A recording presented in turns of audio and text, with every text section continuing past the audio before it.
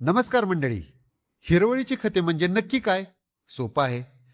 ताग, ढेंचा, मूग, उडीद, मटकी, चवळी इत्यादी जास्त बायोमास देणारी लुसलुशीत पिकं दाटीने लावायची.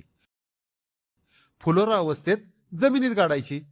जमिनीत जे खत तयार होतं त्याला म्हणतात हिरवळीचं खत. हिरवळीचं खत हा जमिनीची सुपीकता वाढवण्याचा सुंदर, सस्ता आणि टिकाऊ उपाय आहे. तुम्हाला आठवतंय, रोपवाटिका तयार करण्यापूर्वी आपण मुख्य शेतात हिरवळीची पिके लावण्याबद्दल चर्चा केली होती. तुमच्यापैकी अनेक जणांनी ती लावली असतील. आता वेळ आली आहे ती जमिनीत गाडण्याची. त्यासाठी लागवडीपूर्वी एक दिवस आधी शेतात पाणी सोडून चिखल तयार करा आणि चिखलणीच्या वेळी हिरवळीची पिके जमिनीत गाडा.